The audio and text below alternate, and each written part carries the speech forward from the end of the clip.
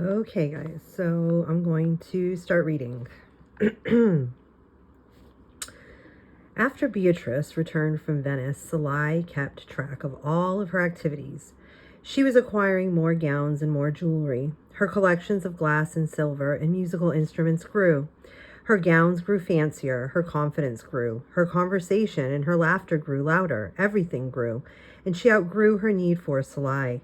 Salai missed her, missed what they had had between them. It was inevitable that what they had had between them would become stretched thin as each took up a firmer footing in life. But Beatrice outgrew her need for Salai before he outgrew his for her. That, too, was bound to happen. What they had between them was a bond whose threads were spun in childhood. Those threads were stretched as their positions moved farther apart, as their ages dragged them farther and deeper into their life roles. Beatrice moved farther and faster because she was older and was Beatrice. Salai lagged partly because he was younger and mostly because he was Salai. He was never anxious to nudge the future. Salai had done some growing up. He had put his childish thefts behind him. He had stopped stealing silver points and money and Turkish leather hides, but he had not stopped stealing. What he stole now were ideas, Leonardo's ideas. Those thoughts that burst like star sparkle in all directions from the master's incandescent mind. Leonardo could not have a thought without putting it down on paper. How to draw a pair of hands, how to show the folds of a gown, how to arrange a group of people. It was those ideas that Leonardo sketched, and Salai's new business was this. He would borrow those sketches from the studio and sell them to church artists and to artists in other workshops. Milan was full of people who had skill to draw or to paint, to fill in the lines, but who did not have Leonardo's eye to see something new or to see something old in a new way. All over Milan, there began to appear works in the manner of Leonardo da Vinci, pale imitations that had had the characteristics but not the character of the master's work. Salai never thought of his new enterprise as stealing. It was a rental business. He always shared his profits with Dorothea, with his father, who was now an invalid, and he almost always returned the used sketches. Salai still could not regard the ideas of others as personal or as property. In November, following Beatrice's trip to Venice, Ludovico, Il Moro's niece, married Maximilian, the Holy Roman Emperor. Il Moro wished to have all of his worldly goods displayed and all his worldly friends impressed.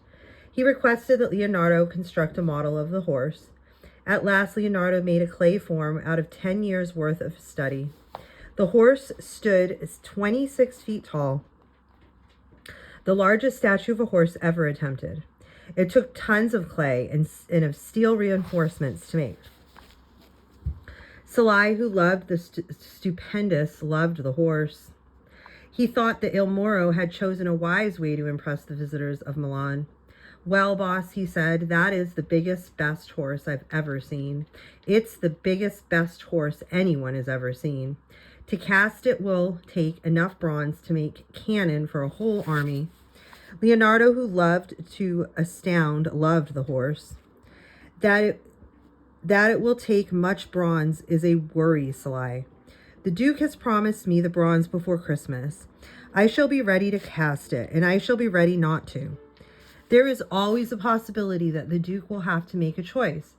If he must choose between honoring the memory of his father with a bronze horse or fighting for his honor with bronze cannon, I know which one he will choose. Leonardo looked at his creation, muzzle to hoof, hawk to fetlock. He stroked its underbelly, smiling. Before the horse was moved to the castle courtyard, Beatrice came to see it. Salai was delighted. He had not visited with her for a while.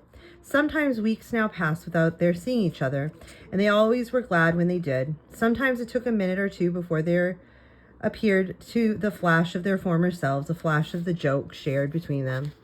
Beatrice studied the horse a long, long time. Salai followed her gaze eagerly, expectantly. She said nothing. She walked around the monument slowly, looking slowly. Finally, Salai could stand it no longer. Well, he burst out, isn't that the greatest damn horse you've ever seen? Oh gosh, guys, excuse my French. Yes, Beatrice answered, it is great and that it is large. I would guess that it is the largest model of a horse ever made in Milan or anywhere. You bet, Salai replied. It will serve its purpose. Whereas delicacy impresses the French, largeness always impresses the Germans. Maximilian will love it. What's the matter with you? Don't you love it too? No, I don't love it, Beatrice answered. She looked over at Salai. I'm sorry that I do not. I wanted to very much love it. Salai said nothing. What was the matter with her? Had her head become too filled with dresses and jewelry? Had her gewgaws crowded out the great measuring rod by which she always knew the good from the mediocre and the great from the good? The horses, the master's is not the master's best, Beatrice continued. It is not as much a work of art as it is a labor of art. I think Monsieur Leonardo impresses more when he tries less. One cannot look at the horse and keep from seeing the effort that has gone into it. A person looking at a work of art should not be slapped to attention. He should be wooed. You never have said that. Sorry, you would have never said that 3 years ago. That is true. I never would have said it 3 years ago, but I have thought it. 3 years ago, I would not have told you what I'm about to tell you now. Listen to me, she said. Listen now, Salai.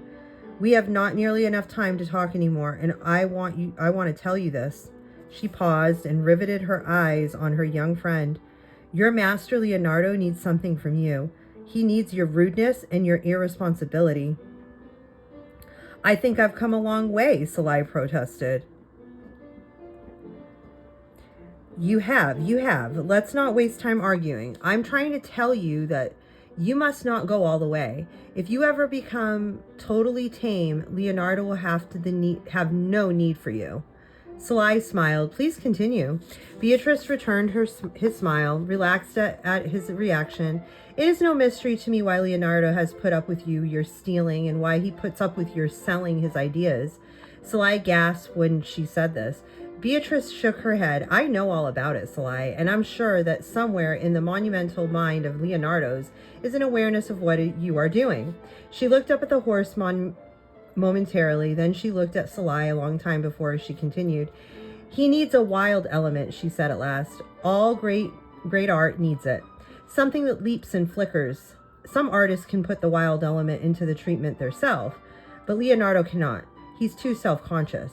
When he has an important commission from an important client on an important subject, he ties up all his instincts.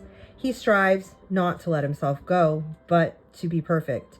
Even in outline, the work on the wall of in the refectory for the beginnings of the greatness has the beginnings of greatness in it. The audience, a poor bunch of monks, is not important. And Leonardo has allowed his mind to idle a little and let something fresh and wild in. Salai, I asked you to see it, that Master Leonardo keeps something wild, something irresponsible in his work. Salai was quiet. He allowed her thinking to sink in. And then he asked, well, what shall I tell the master? He will not directly ask your opinion, but he is certain to hint that he wants to know. Tell Leonardo da Vinci that the Duchess of Milan congratulates him on giving form to tons of chalk. Mountains also give form to tons of chalk. Well, that's all right. God gave form to that chalk. Leonardo will not mind being classed with God. It is only when he feels that he is no man to match mountains that he is plunged into melancholy. Salai studied the horse a long time. Then he focused on Beatrice. Is that why you will not have the master paint your portrait? Are you afraid that you are too important to a client, too important a subject, and too important an audience? Are you afraid that his treatment of you will be too heavy? That is only part of the reason. What would you have the master do for you, my lady? He has already done it. He has shown my husband that I am worthy of his love. Beatrice paused a minute. I'm grateful to Leonardo for that, for showing Il Moro that the interesting whorl of leaves beneath the plain flower of my face. You must keep my thoughts about the horse to yourself, Salai. The great mound of talent and intellect called Leonardo da Vinci has a very thin skin. Very thin. He deflects at the tiniest prick. Beatrice left, waving goodbye to Salai and saluting him with a wink. Salai was left alone with the chalk horse and with his thoughts. So Beatrice thought that the horse was great in size only. It lacked an element that raises a work of art from good to great. Something wild, something that leaps and flickers, like lightning. Leonardo has called the festivals lightning. They were altogether wild, and the horse was altogether refined, and neither was great. A great work needed a sense of the important touched with something wild. Beatrice ought to be listened to. She had not lost that invisible measuring rod in her head. Beatrice was asking Salai to be responsible for Leonardo's keeping something wild in his work. She also told Salai, with his street urchin instincts, had told him long ago that Leonardo da Vinci needed him, the untalented, rude, irresponsible Salai, that he was completing Leonardo da Vinci. Beatrice had put words to it. He wished that she had not. He didn't want the words. He didn't want to be responsible for Leonardo. He had his father and Dorothea, and that was enough. Enough. Of course, his responsibility for them was much less serious. Whatever he did for them changed only the outside of their lives. Giving them money was not helping something that was inside of them. For all these years, Salai had understood his role, but had always avoided his definition. But now Beatrice had put words to it. She had charged Salai with dreaded word, more dreaded thought, responsibility. And worse, she had made him responsible for being wild, for being, in effect, irresponsible. Let me take a drink real quick.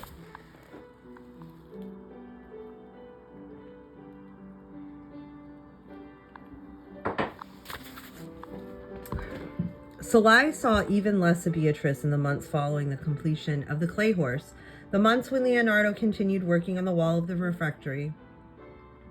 Most of Salai's knowledge of Beatrice was now official news. They almost never had private meetings. She was busy being wife and mother and diplomat. He learned that the King of France came on a visit, and Beatrice danced for him, and Il Moro was pleased. A second son was born to Beatrice, and of the 15 names the child received at his baptism, wow, 15 names, they chose to call him Francesco. Il Moro was pleased. She continued to amuse her husband. She had shown him the world as a theater, and he continued enjoying her performance. Every now and then she was going to or coming from the chapel of St. Maria del Grazie, and Salai was going to or from its refectory. They would exchange few words. On what is our Lord now feasting? She would ask. Judas has sipped the salt, he would call back. Or another time he'd answer, St. Peter has just finished whispering into his neighbor's ear. Salai always enjoyed these brief encounters. There were days when Leonardo would stand from dawn to dusk on the platform before the Last Supper. On these days, the master would work furiously, never laying down his brush or stopping to eat or drink. Then 3 or 4 days could pass, and he would not touch the wall at all. Instead, he would sit and look at it for an uninterrupted hour or two.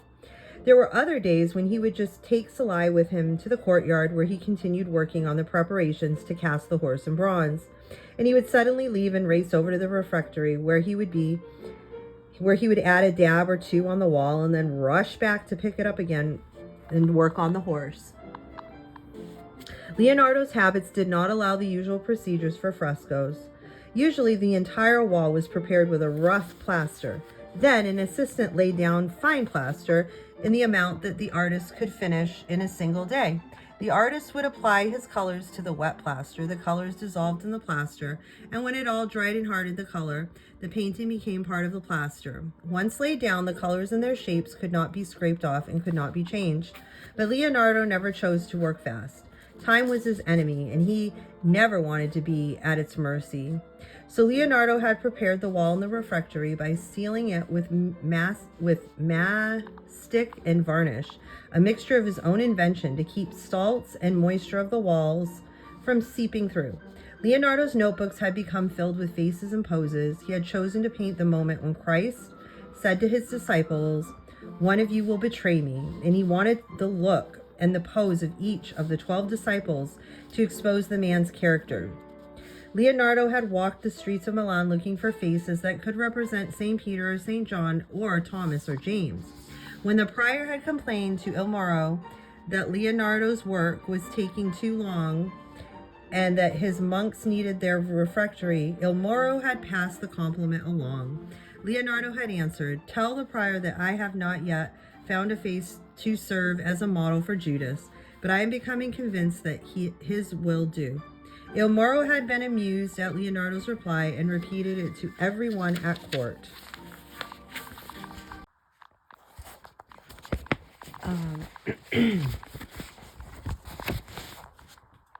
Even two major projects, the Last Supper and the Horse, were not enough to occupy all of Leonardo's mind. Some part was always searching. He said to Salai one day, "I understand that people of the Flanders skim across the ice by attaching the bones of animals to their boots. Please send a message to Benedetto Portinari that I would like to talk to him. He has just returned from Flanders. He can tell me which bones." Salai, aware that he had sold one of Leonardo's sketches to an artist employed by Mr. Portinari, objected. "Oh, boss, why waste your good time with a dull man of business?" "Mr. Portinari is the least dull of businessmen, Salai. Summon him. I'll find out for you and bring back the information instead of Portinari.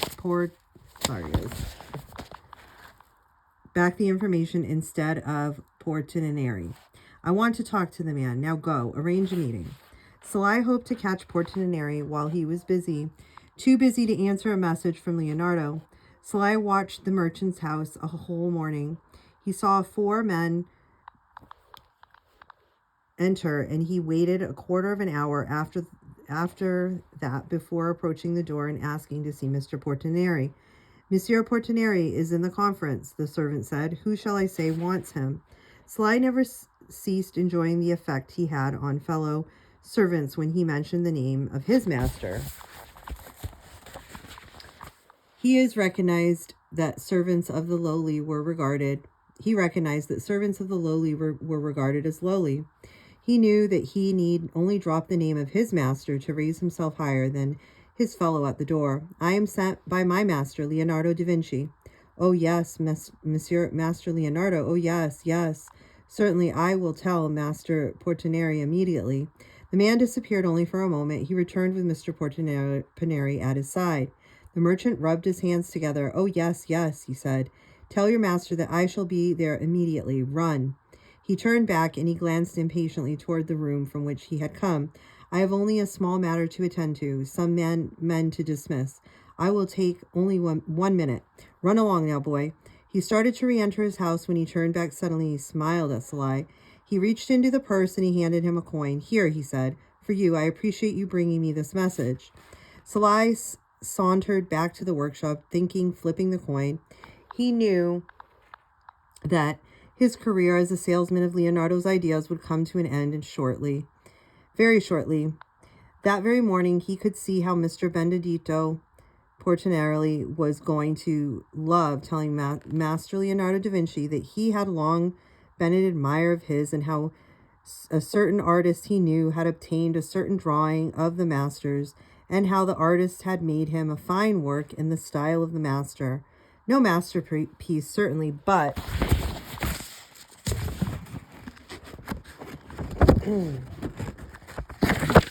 a fine work indeed.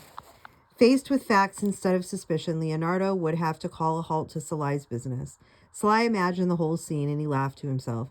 Amusements always filled the pockets of his brain before melancholy had a chance. Salai smiled as he thought of how eager the man, the rich merchant Portinelli, was to meet the master face to face. If Portinari were so anxious, so would others be. He, Salai, could begin a new business. He could arrange audiences with Leonardo as bishops arranged them for the Pope. He would do it for the pompous instead of the pious. He would do it so that they could tell friends and relatives and strangers what the great mind of Leonardo had revealed to them. Yes, he could do it. Yes, he would do it, for a price. After Mr. Portinari left Leonardo's studio, Leonardo called him in. "Close the door," he said. "There is something I must discuss with you, a matter of business." Sly closed the door and walked over to his master. He was prepared to tell Leonardo that he would never again rent out the master's sketches. He was not only prepared to make a promise, he also was prepared to keep it. Small matter. He had already mentally listed the names of clients for his new enterprise, the selling of audiences. Okay. The months became space surrounded by the thin shell of years. Passing time was an adversary to Leonardo, but to Sly, time was a container for events. Some colored bright, others pale, and a few dark. His father died. Dorothea needed his help more than ever, but that was a shallow responsibility, easily borne. The times were strange. There was a worship of both art and war, a worship of both creation and destruction, and Master Leonardo da Vinci embodied both. Where, other than in the person of his own master, could someone find a man who could devise the most outrageous machines of war? And in the same notebook,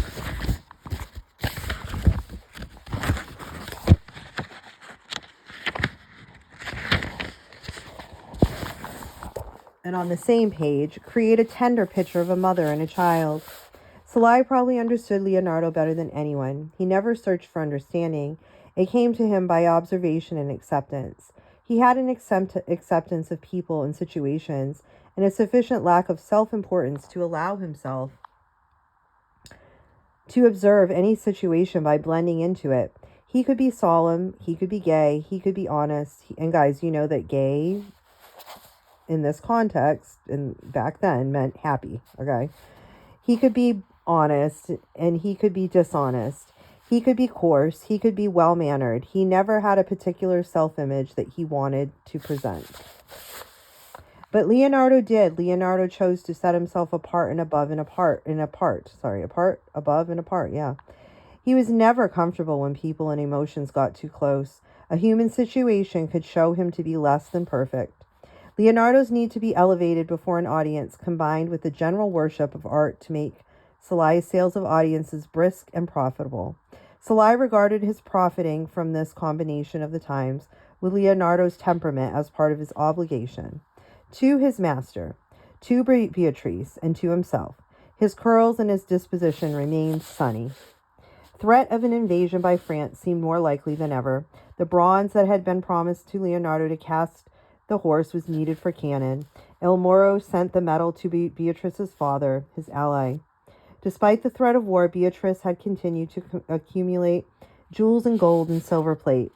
The accumulation became so immense that it was stored in an oak cupboards for which Leonardo had to design special locks.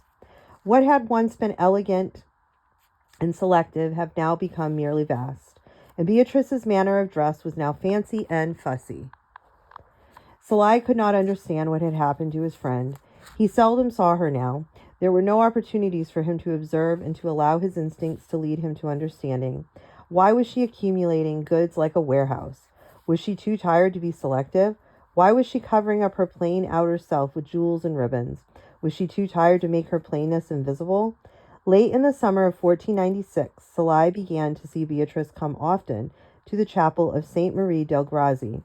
Whereas before it had been her habit to only come for the holy days, she was now making daily visits. Leonardo was hard at work on the refectory wall. He had solved all the problems of composition and was now left with the job of making his idea take form, as a job as much of hand as mind as of mind. One day in early autumn, as Sly saw Beatrice's carriage approach the chapel, he waited outside for her. When she emerged, he asked her in the name of their old friendship to allow him to show her the wall.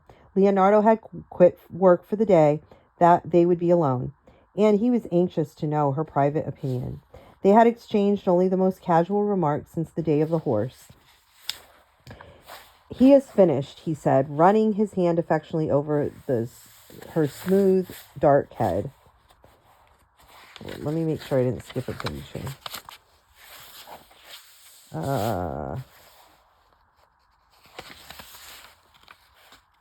Yeah, I did. He He wanted to know if Beatrice would consider the Last Supper a great work of art. Beatrice stood before the wall a long time. She walked right from left, and from Saint Bartholomew to Saint Simon, and back again from Saint Simon across Saints John and Andrew and Saint Bartholomew. She was deep in thought. Her thinking filled the room. Even the rustle of her gown and the clink of her necklaces seemed muffled by her thoughts. At last she spoke. No one who sees this will ever be free of Leonardo's vision. From this time on, every painter of the Last Supper will be a follower. She studied the wall further. No one, she said, can see this painting and be but different for having seen it. Salai, who had been studying Beatrice as she had been studying the painting, said, "You are different, my lady." "There, you see," Beatrice said, throwing up her hands in mock exasperation. "It has happened to me already." "That is not the different I'm referring to." "Then she must be referring to my form." "Then you must be referring to my form. I am different. I'm about to become a mother again." "That, too, is not the difference I mean. I'm older. Age makes a difference." "I would say, my lady, that the difference is that Beatrice is not now happy, and that as she once was." Beatrice, who had kept her eyes on the painting as they bantered, turned to her young friend. "How can you say your gaiety is too loud? And so is your dress. Both are covering up something." How can you say that? "Your gaiety is too loud, and so is your dress. Both are covering up something." Beatrice stared at Sly. He was now taller than she was, and she tilted her head up and fastened her eyes on him. He boldly answered her glare. At last she spoke. "You were more fun, Sly," she said, "before you learned to think." Then she lifted her gown ever so slightly and walked out of the refectory. Il Moro, too, was impressed with Leonardo's work on the wall. The master returned from a meeting with the Duke with a new vineyard and a new commission. The vineyard, a fine one outside the walls of Milan, was an expression of thanks. The commission was for the portrait. Il Moro requested that Leonardo paint one of Beatrice's maids, a certain Lucrezia Silveri. "When are you going to start?" Salai asked. "Tomorrow." Salai accompanied Leonardo to Madonna Lucrezia's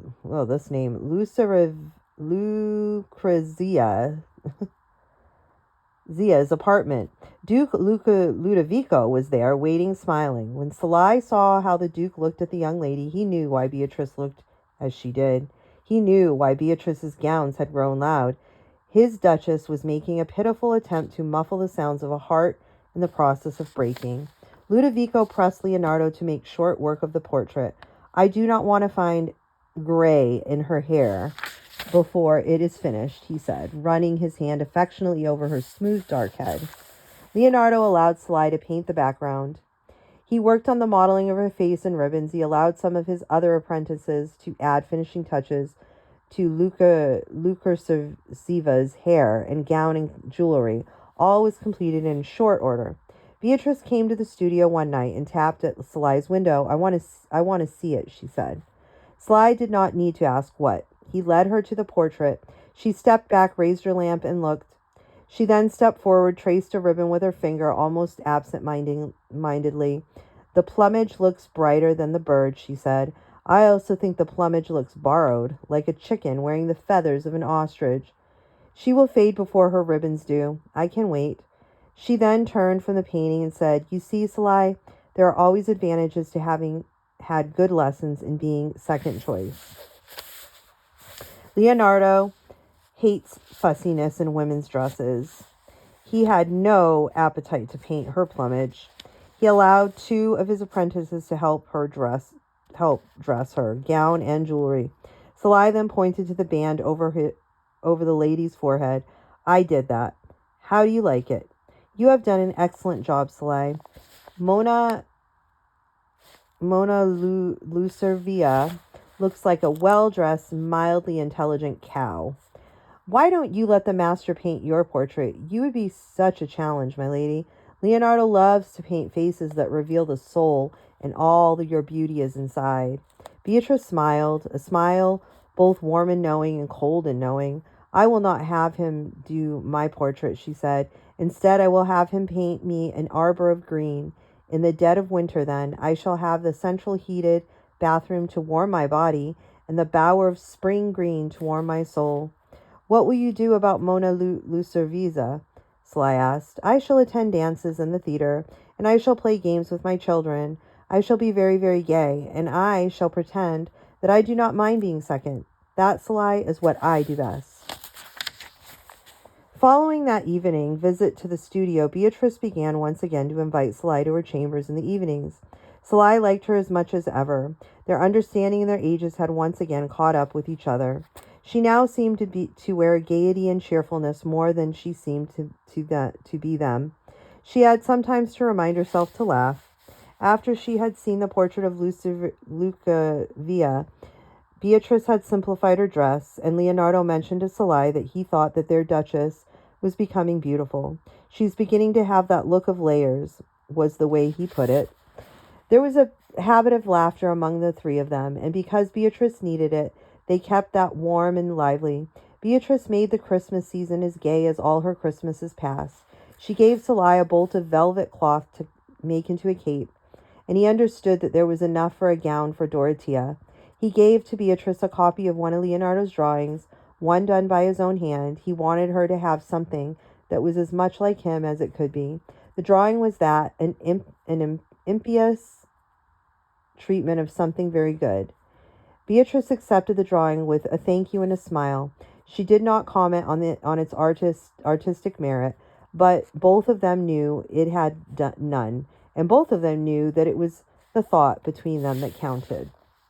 On Monday, the 2nd of January, the Duchess Beatrice went to church. Waving and smiling at the people she passed in her chariot, she stopped in the studio and told Sly that there would be theater and dancing in her rooms that evening. My husband, the Duke, will attend, and I intend to dance quite a lot. The sight of me and this bobbing belly might remind my husband of what an entertaining creature I am. The evening did not turn out that way at all. At 8 o'clock, Beatrice was suddenly taken ill. Il Moro rushed to her side and carried her to her bedroom. 3 hours later, she gave birth to a dead baby boy.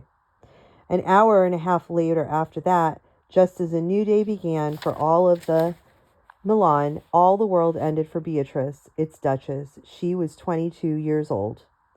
Sly sat stunned in the courtyard of the castle. He had just recovered his lady. They had only begun something newer and richer. He walked around the courtyard, trying to collect himself, trying to think of some way to break the news to Leonardo. At dawn, he went into the studio. Leonardo was up, sitting at a desk, studying a book of mathematics. Sly told him what had happened. Leonardo looked up from his book, but he did not look at the boy. He waited for Sly to finish, and then he resumed his reading, saying, I have heard. What's the matter, Leonardo? You cannot say that you have heard? Didn't you understand? Our Duchess is dead. I heard. Is that all you can say? I heard? Is that all that she means to you? Death is the ultimate product of life. How can you talk about death when I'm talking about Beatrice? How can you talk about a process when I'm talking about a person? Do you expect me to shave my head and take all my meals standing? No. Oh, heaven forbid that. You superhuman, heaven forbid that you should care for someone more than you care for your work. I cared for Beatrice. You cared for Beatrice. You cared, Sly screamed. You care more for ideas than you care for people.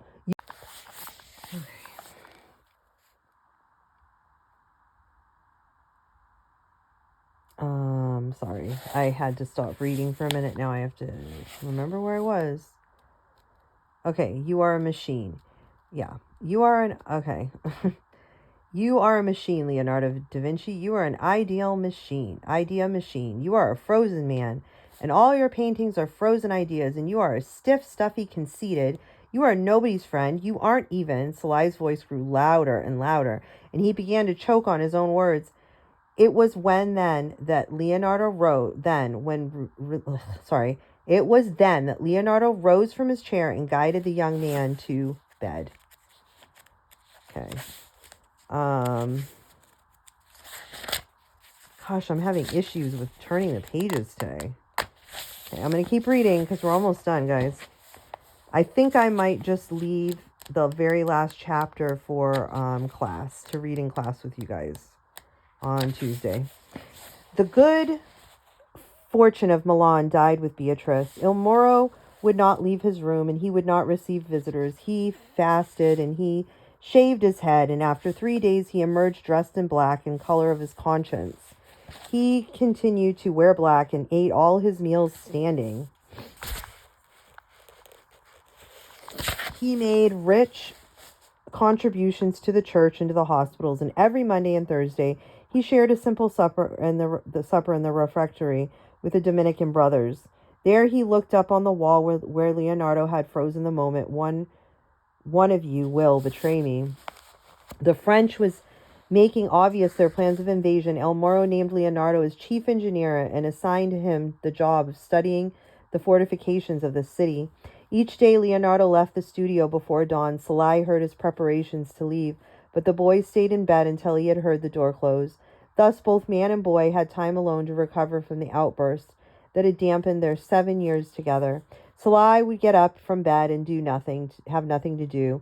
Doing nothing was suddenly difficult. It never had been difficult before. He had always conducted his own small business.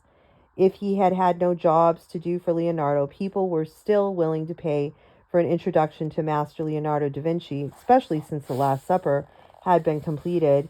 He could have made a nice income from the visitors from Florence alone.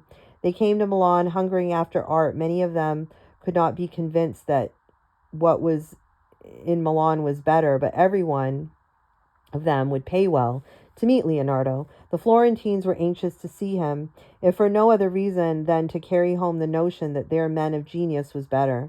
If there were such a thing as a degree of genius. There were different kinds of genius, but there was no degree. It or not it. Salai could introduce no one to Leonardo these days. He was never in the studio, and Salai had lost his appetite for it. Salai needed money as ever, though. Dorothea was planning to marry Carlo the blacksmith, and she needed a dowry. Salai thought that perhaps now was the time to leave Leonardo. He could earn a living by making copies of master's work. He could return home and open a small studio there. He could once again live a simple life that his father had lived and that Dorothea still did. He would welcome a life away from ideas, a life filled with good soup and bread, and no questions needing answers. He went home. Dorothea stood when he entered the house. She always did, and as long as his father had had strength to do so, he did too. Dorothea always served him first and best, and even when his father was still alive, he had always enjoyed coming home to such treatment. But now that she had decided to stay forever, his sister's attitude made him feel awkward. Carlo came for supper, and Salai and his sister's fiancé exchanged greetings. The young man remained standing and would not sit until Salai asked him to. Salai wanted to take an interest in his brother-in-law to be, so he asked him about his work. Do you think, Salai asked, that the walk or the pace is more natural for a horse? Oh, Carlo answered, I wouldn't never have give that even some thought. Leonardo Salai continued, has been studying horses for some time now. He has concluded that the walk is most natural. Well, as I said, I never give that much thought at all. I just shods them as they bring them. I hardly notice anything above the hoof. Oh, Salai said. They ate their supper in silence. The food was good stew, simple spices, brewed a long time. Leonardo never ate meat. Home was, after all, where the food and the smells were familiar and good. Of course, the smells had changed since Salai had been bringing home money. Dorothea had cleaned the place up. Even so, the smells were familiar. Not quite as familiar as the smells of the paint pots and the glue, but they were good smells. All of his senses, he decided, were comfortable. Smell, taste, touch, hearing, each was pleasing. Perhaps not the sound. He had grown to like the sound of the musicians that Leonardo hired to play in the studio. And if he had to, he would admit that the sights of the studio were better. There was more color, more variety, but he could sacrifice some music and some art. Perhaps a little less of each was more comfortable. He could talk to those uncomplicated people about uncomplicated things. The Duke is calling together a conference of artists and mathematicians for next month, he said. The young blacksmith looked at Dorothea. When he says Duke, does he mean Il Moro? He asked. Yes, Dorothea said proudly. My brother lives close to the court. Carlo said nothing for the rest of the evening, and Salai's talk soon tapered to the same. Any commonplace thing, he said, had the ring of bragging to it. He didn't belong here. There were more pleasures than the simple pleasures of simple people, and he had grown to need them. He had outgrown home. He could no longer take on the simple, plain colors of his childhood. He returned to the studio. Leonardo decided to build a house on the grounds that Il Moro had given him. He asked Salai to oversee the project. Salai was amazed at how well suited he was for such a job. He could outshout and outswear the most vulgar workmen, and he made them get the job done. The swearing and the shouting served him well. He calmed down, and he once again accepted Leonardo's cool detachment about events that he did not directly affect his person or his reputation. Salai heaved brick and pounded lime and built inner strength as he built the house. One evening, he returned from the studio and found on the table by his bed a purse containing 13 scudi. The note under the purse said, for Dorothea. The note was written in the mirror writing that was unmistakably Leonardo's. Okay, wait, I think I have one more here. Yeah, okay. The French invasion came, and Il Moro and his children were forced to flee across the Alps into Germany. The Duke left his city and its treasures to the rude French soldiers.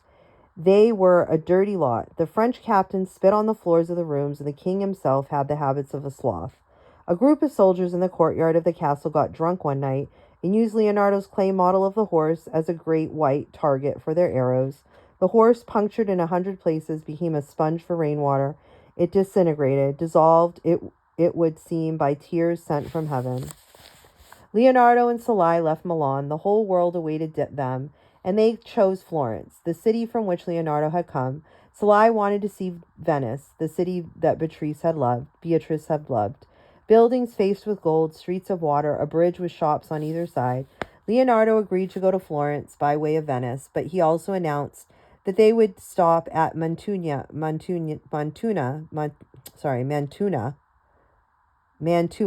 on the way. Isabella lived in Mantua, and Salai, who had never had much regard for her, had even less now that Beatrice was dead.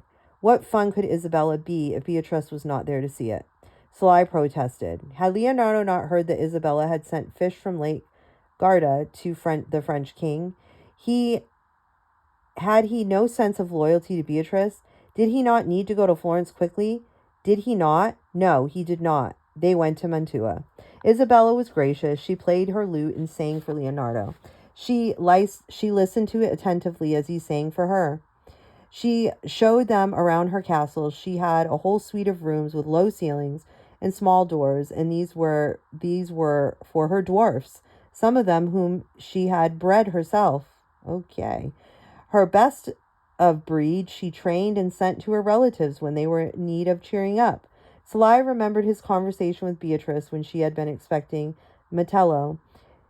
You are very well proportioned for a dwarf, she had said to him. Isabella's favorite part of the castle was her studio of the grotto.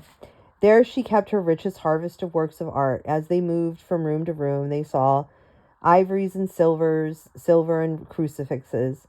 There were many musical instruments, all designed to her musical scale, as the rooms of the dwarves have been scaled for them.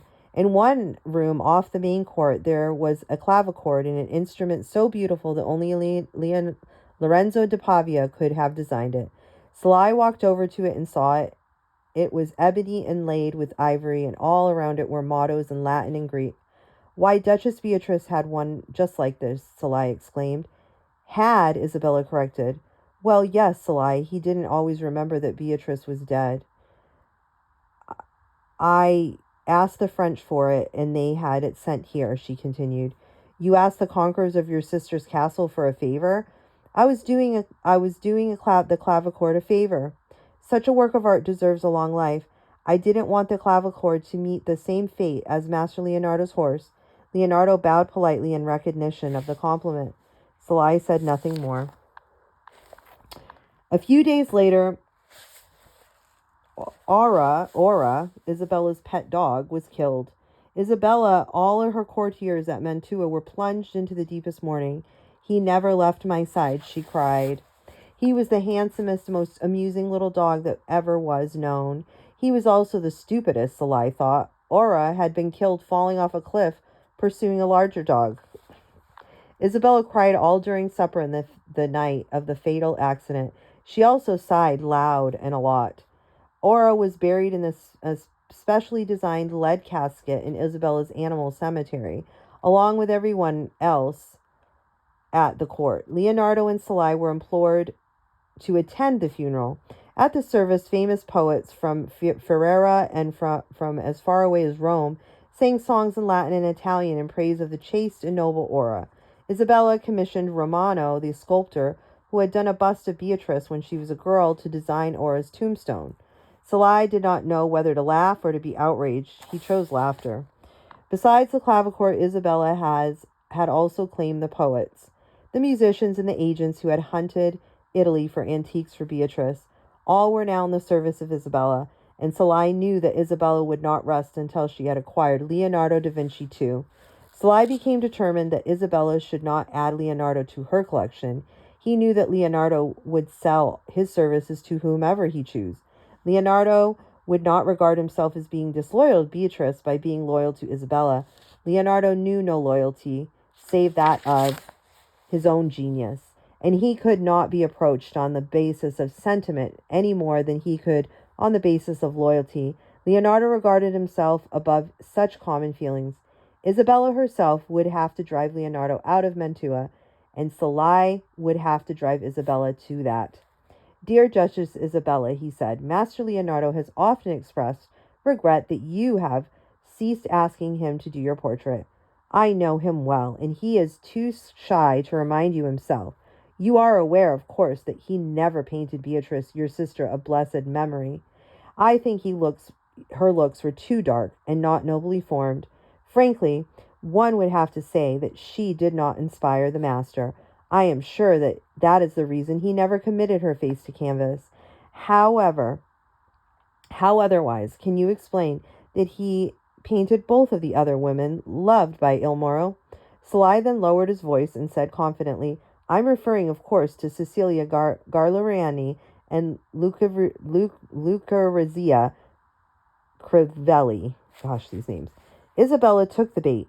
She would make up for Leonardo's shyness. She flirted and cajoled Leonardo, knowing that he was a guest in the house of the Aristocracy. Obliged. He did a sketch of Isabella in charcoal. Leonardo's drawing was not too kind. It was honest. He chose to draw Isabella's profile. Her hair loose about her shoulders.